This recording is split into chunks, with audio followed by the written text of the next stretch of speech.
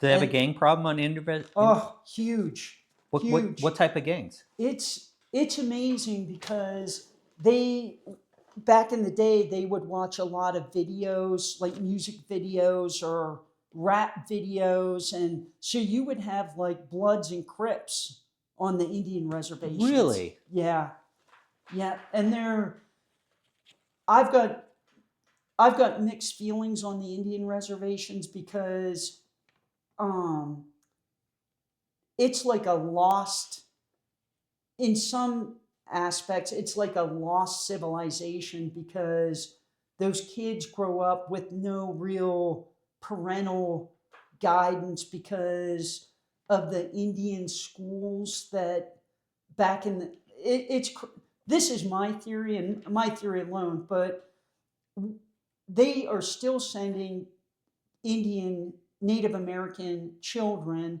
to these Native American schools. Like we had one in Riverside, and you would get kids from all over the country, from all the different tribes that would go to this Native American school in Riverside.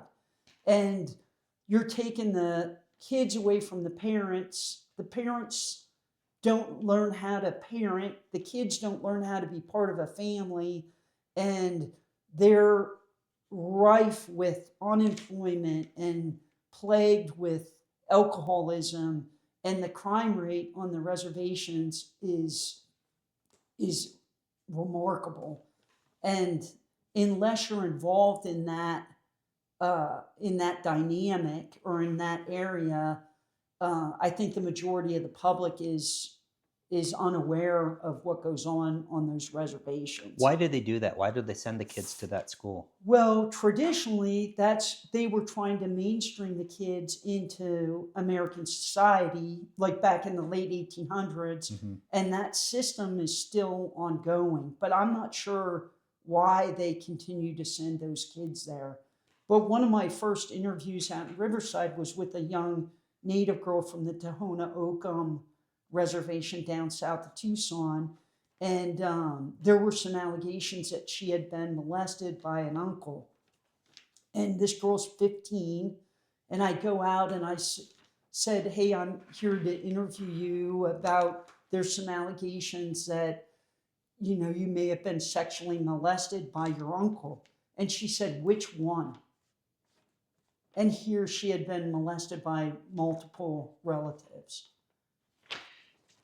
Much is the same question I had for you with FBI dealing with state and locals. How are you guys received on Indian reservations? It depends. So in California, we're not involved with the Indian reservations at all, but in certain states, like here in Montana, um, anything above a felony or anything felony and above is prosecuted federally by the FBI.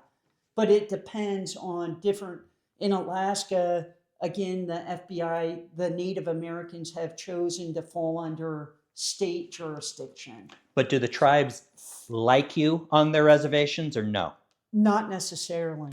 Okay. Not necessarily. Like in some cases, like, and again, it's dependent on the agent because Ernie Wyant had a wonderful relationship with the Bureau of Indian Affairs and the tribal police department. So again, it depends on the situation in the tribe and things like that. Yeah. So, but we have, and again, it's just like such a different dynamic because on the Indian reservations, FBI agents are more like local investigators.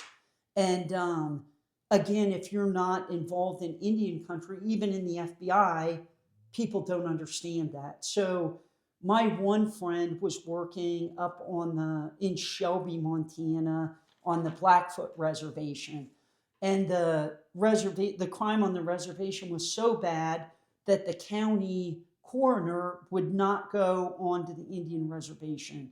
So if someone died of unusual circumstances on the Indian reservation, the FBI agent would have to transfer that body down to Great Falls to the coroner's office. So I ended up buying that agent a stainless steel pickup bed for his bureau pickup truck because he was hauling body bags down to the coroner's office. And when you try and speak to someone at the violent crime unit that, hey, we have an agent out in Shelby, Montana that needs a stainless steel pickup truck, and explain to them he's transporting dead bodies down to Great Falls, that supervisor back at headquarters who's never had any experience with Indian country doesn't really understand the issue. Yeah. So it's an unusual dynamic.